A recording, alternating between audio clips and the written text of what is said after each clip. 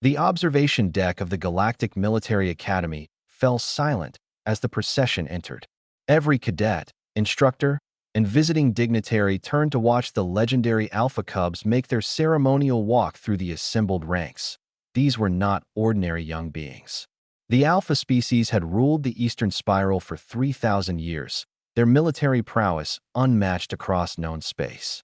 Their cubs underwent rigorous training from birth, and this annual ceremony determined which military leaders would have the honor of mentoring them. It was a moment that could shape political alliances for generations. Kalen stood near the back of the human delegation, trying to make himself invisible. He had only been at the academy for 6 months, the first human accepted into the program in over a century. Most days, he felt like a living experiment, constantly watched and evaluated. Today was supposed to be just another observation exercise for him, a chance to witness alpha culture from a safe distance. The cubs moved with fluid grace, their silver fur catching the light as they walked. There were 5 of them, led by a slightly larger cub whose amber eyes scanned the room with startling intelligence. The crowd held its breath as they passed the Vrelian commander, whose 4 arms were decorated with medals from a dozen campaigns. The cubs barely glanced at him. They moved past the Korthian general, whose species had allied with the Alphas for centuries. Nothing. The general's face showed no emotion, but Kalen could see the tension in his posture. Admiral Venros of the Selenar Empire straightened as the cubs approached his position. The Selenar had provided military support to the Alphas during the Rebellion Wars. Surely, the cubs would stop here. But they continued walking, their soft footfalls the only sound in the vast chamber. Kalen felt uncomfortable as the cubs drew closer to the human section. He tried to step back, but the wall was already behind him. The lead cub, the one the briefing materials had identified as Vash, turned his head directly toward Kalen. Time seemed to slow. Vash's amber eyes locked onto Kalen's brown ones, and something passed between them. Recognition? Curiosity? Kalen could not name it, but it made his heart race. The other 4 cubs followed Vash's gaze. Then, without hesitation, all 5 changed direction. They walked directly toward Kalen, passing between startled dignitaries who quickly moved aside. Kalen's mind raced through everything he knew about Alpha Protocol. Was he supposed to kneel? Speak?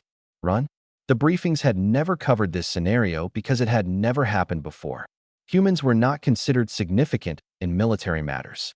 They were the species known for art and philosophy, not warfare or leadership. Vash reached Kalen first and sat down calmly beside his left leg. The other 4 cubs arranged themselves in a semicircle around Kalen, their posture relaxed and alert. Vash looked up at him with those intelligent amber eyes and made a soft chirping sound. The observation deck erupted into chaos. Delegates began speaking in a dozen different languages, their translators struggling to keep up. The Alpha instructors moved forward quickly, their expressions a mix of shock and something that might have been approval. Impossible, someone whispered near Kalen. The cubs have never chosen anyone below the rank of commander. And never a human, another voice added. What does this mean? The head instructor, a massive alpha named Zareth, approached slowly. His eyes were not angry, but filled with profound curiosity.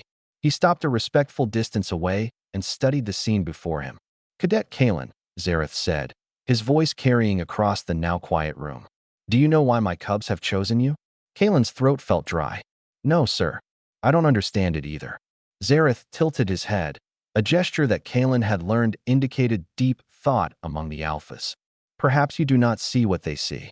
Tell me, what were you thinking when they entered the room? The question caught Kalen off guard. I was thinking about my sister, sir. She has a daughter, about 3 years old now. I haven't seen them since I came to the academy.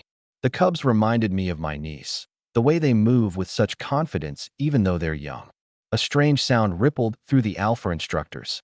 It took Kalen a moment to realize they were making their equivalent of thoughtful laughter. And what else? Zareth pressed. Kalen hesitated, then decided honesty was his only option. I was worried for them, sir.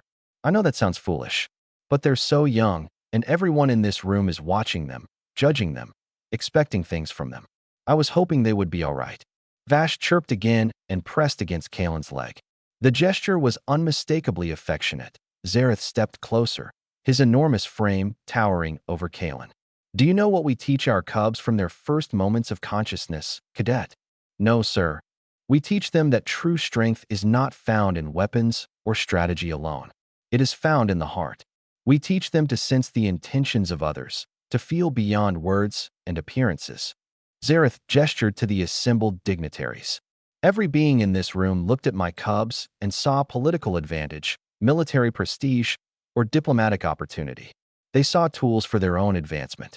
The instructor placed a large hand on Kalen's shoulder. You looked at them and saw children. You felt concern for their well-being. You connected them to family, to love, to protection. That is why they chose you. Kalen felt the weight of hundreds of eyes upon him. I'm just a cadet, sir. I can't mentor them properly. I don't know your culture or traditions well enough. Knowledge can be taught, Zareth replied. But character cannot.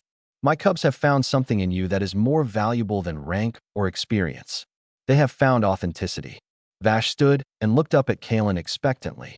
The other cubs mirrored the action. Zareth smiled, an expression that showed many teeth but conveyed warmth.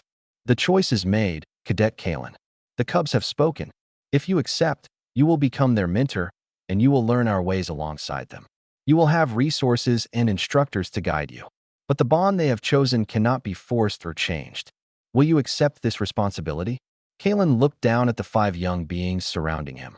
Their eyes held trust, hope, and something deeper. In that moment, he thought of his niece back home, of all the young beings in the universe who needed someone to see them not as tools or symbols, but simply as themselves. Yes, sir, Kalen said quietly. I accept. The observation deck filled with sound again, but Kalen barely heard it. Vash chirped happily, and the other cubs pressed close, their warmth radiating through his uniform. In choosing to see them as children rather than political assets, Kalen had somehow passed a test he had not known he was taking. And perhaps, he thought, that was the most human thing he could have done.